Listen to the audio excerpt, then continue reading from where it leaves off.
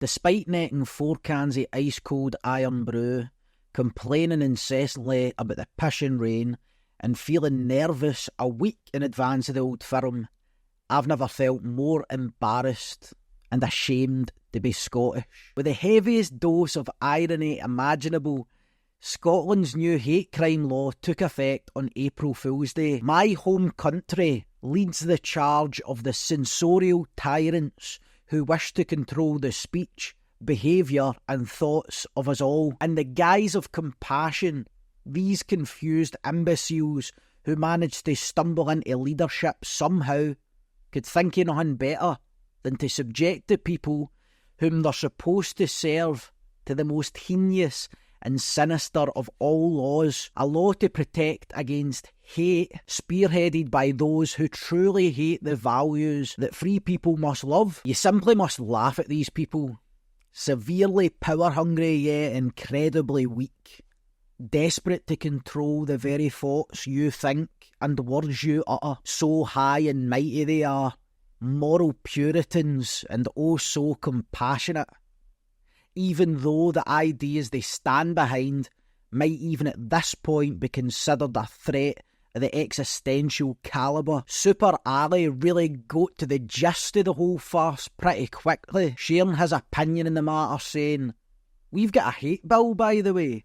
A hate bill has been passed in the country. I can guarantee you, next Sunday at Ibrox, I, along with 48,000, will be committing a breach of that hate bill in the particular Rangers v Celtic game we're all going to.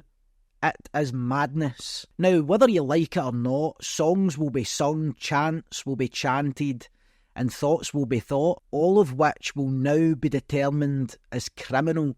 Well, that's if these pathetic, virtue-signalling weasels would have the competency and balls to stand behind and enforce that which they made law. It won't just be the case in Ibrox Stadium either. It'll be the case all over Scotland, and the world for that matter.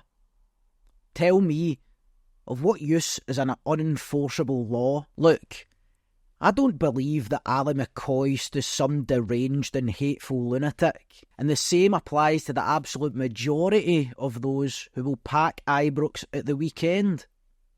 Never mind Ibrox, we're talking the country at large. Instead of doing something to tackle actual crimes, these power-hungry deviants would relish the opportunity to lock you up for an opinion, throw you in prison with rapists and child molesters for probably an equivalent sentence. Look, Ali McCoist wasn't alone in pointing this out. J.K. Rowling in an ex-mega thread done all but enough to capsize this law merely hours after it came into force. Anyway, anyone who had Ali McCoist and J.K. Rowling in their free speech bingo cards has won, and in quite some fashion.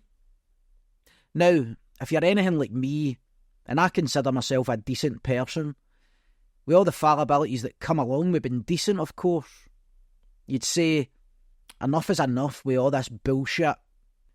Don't just sit waiting for the Rangers number 9 or the Harry Potter author to take a stand in your behalf. If you like freedom, football, Harry Potter, or, yes, I'm going to say it, perhaps even fucking Celtic.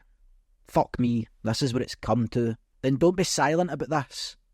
They would have much rather this passed in the dark unnoticed, as most evil people would with their evil actions.